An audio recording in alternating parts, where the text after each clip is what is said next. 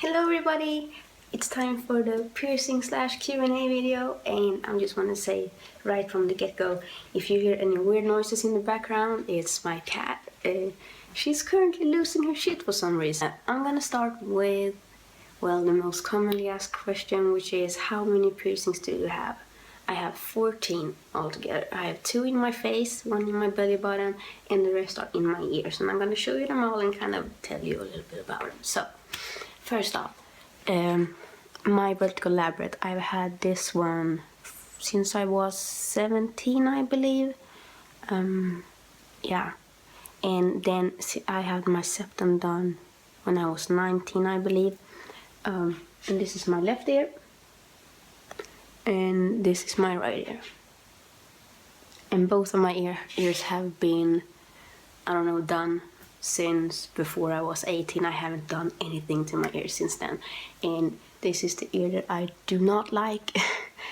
I used to have a few, I don't know, cartilage rings in this ear as well, but they continuously got infected, and I took them out and I retook them. And after a while I was just like, it's not worth the hassle, they never heal. I don't know, I just have one good ear. And when it comes to pain, by far, it's just not even a question in my mind. My vertical labret was the worst. I always had people tell me like, piercing your septum is super painful and you cry and blah blah. And absolutely, I did cry, but like for 5 seconds and then it's okay again. The thing that was so painful with my lip was the fact that I could feel the needle kind of pierce through all the layers, different layers in my lip. Like with my septum, it's just, it's a very thin piece of, I don't know, skin, what it is inside there. But with my lip, I have quite thick lips, so I could feel it. They start from down here, and I could feel it like go through. I nearly passed out after I took my lip. I was like sitting in the chair with a needle through my lip, and I was gonna pay, and I was like, and then I kind of like just threw my money in and sat outside on a bench for like 30 minutes trying to, I don't know, collect myself. And the story about my nose piercing is kind of, I don't know, all my piercings have been like very impulsive. I have never planned what I'm gonna do. I just, now I want to go and do something. So I remember when I did my septum, I was currently in intensive outpatient treatment at that time. So I spent all day, every day, in a hospital in a neighbor town. So I was sitting there. We had lunch or something. I was sitting outside having a cigarette, and I was like, you know what, I'm gonna go and get my nose pierced this afternoon. So I just took my phone and booked a fucking piercing time for when I got back into town, and then I went and got my nose pierced, and the day after I returned to the hospital with a fucking nose ring. And I don't know, by that time people kind of knew me to the point where, no one even questions the weird shit I kind of did. Like one day my hair was red and then it's fucking blue, and impulsive, to say the least. Favorite video game? Oh, this is one of those random questions that I guess I kind of really like answering because I really like video games. I could talk about video games forever. I'm in many areas a collector. I love simulator games. I love SimCity games. I really want City Skylines, but I can't afford it. I own every Sims game that has ever been released, and I have owned them since their release date. And I used to be like one of those, I used to be a moderator and a sim guru on Swedish sim side. Then I love RPGs, and I really want Xbox One because I want Fallout 4, and I love Skyrim, and I don't know, I love games like Torchlight, Binding of Isaac. I wish I was better at Super Meat Boy, but I'm fucking horrible. I love car games, racing games, I don't know. I really love games, and for those of you who don't know, I went to school to. Well, I wanted to be a game designer, and now I don't know what I am now, but yeah, that's what I went to school for. I wanted to be a game designer. But yeah. What's your favorite color? Well, it's blue, I think. Well, I like most cool tone shades. I like bright blues, pale blues. I don't know. Yeah. What's your inspiration? And I guess this is like down to style. And again, it's kind of like with my piercings. I don't have any inspiration yet. I just kind of get these dumb ideas, like my current hair color. I was sitting at home and I was so fucking bored, and I was like, you know what? I'm gonna fucking dye my hair blue. So I ordered blue hair dye, and the day after I just did it, and then my hair was blue. There's like no planning in the things I do. Same goes with clothes. Like when I wake up in the morning and I'm gonna get dressed, I'm like, I don't know. I just take something, put it on, hope for the best, and for the most part it works out okay. I have a few staples that I use and that I know kind of makes an outfit. If anything, I have my staple black jeans,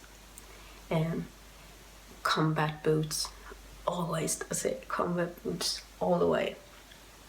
Do something fun to my hair, and then I just wear whatever the fuck I want on my upper body, and that's basically the model I go after every time I get dressed. So I guess like the showpiece for me when it comes to the way I dress is my hair. My hair is kind of, draws a lot of attention to it. I don't necessarily need like neon clothes as well.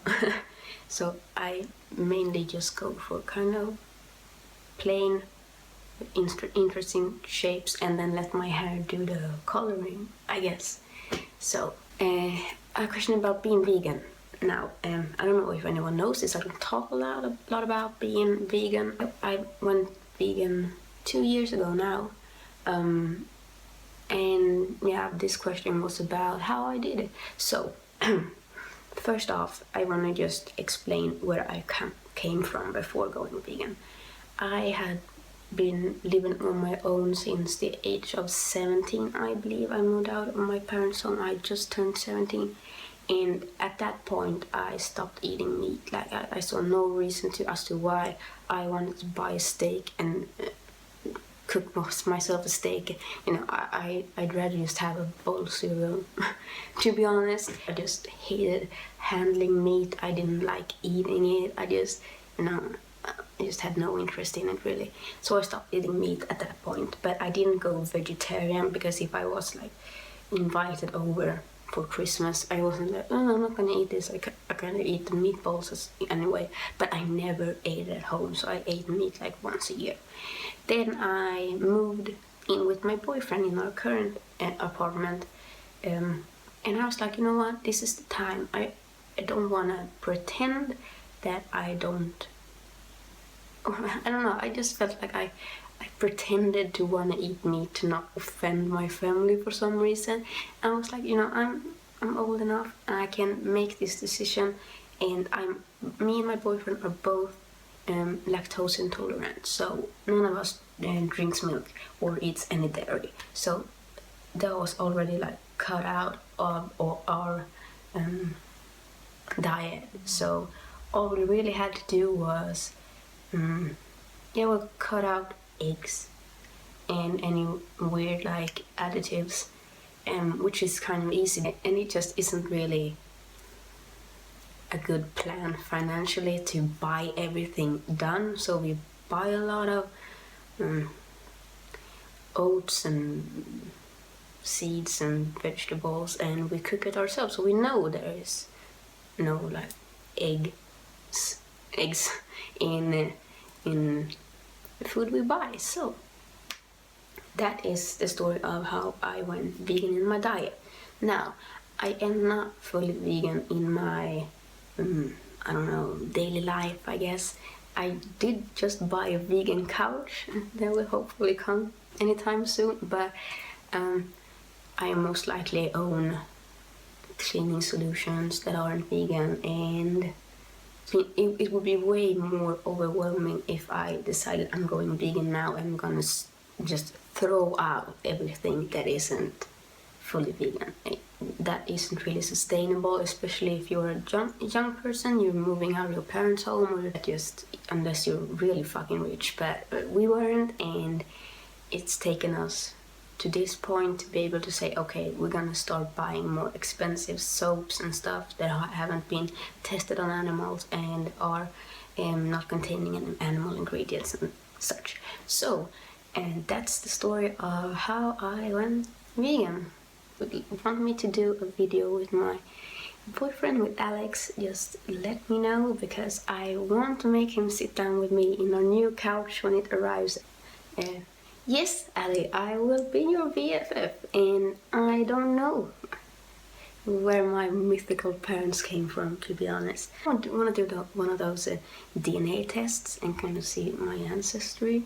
I know my mom and my mom's side of my family is from Norway, like super high up in Norway. So I don't know, maybe we're like Sápmi people, I don't know. But yeah, that's my mom's side. And on my dad's side, I have no idea. I have no clue. So, I don't know, wild mix. And finally, how do you do your makeup? And I kind of wouldn't, at first I was like, do I really need to answer this? But then I decided, yeah, I'm doing something different, and I kind of want to talk about it a little bit while I'm on camera.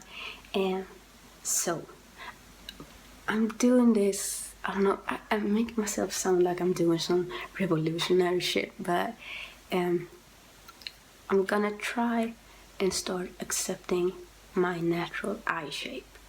I have struggled with my eyes for as long as as I have existed on this planet, and with eyeshadow, and tried to like imitate some sort of deep set crease, and it never works out, and then I get pissed off because I don't have deep set eyes with big lids, and I don't know, I just really hated my eyes. If I want to wear only eyeliner like I'm doing today, it's okay. I don't need to try to fake a crease, and I don't need to feel bad about the way my eyes look. I don't know, I guess I don't like blaming shit on the media, but Western beauty standards have always been like, oh, I wish I had really big eyes with big lids and blue eyes, and yeah, and I wish I had a smaller and a higher nose and longer face, and that I was taller, especially that I was taller. But yeah, as it turns out, I am don't look like that. So it's just time to learn to accept that I am a shorty with eyes like this and a flat nose and a round face. So it's just time to accept it, Olivia, and grow up. So I am doing my best to feel comfortable, just lining my eyes, not trying to create something that really isn't there naturally. So yeah, I'm gonna see if I can go and find my cat. So that's all for us. I hope you enjoyed and that you got a few of your questions answered, and I'm gonna get slapped by my cat. Yeah, that's all. Bye.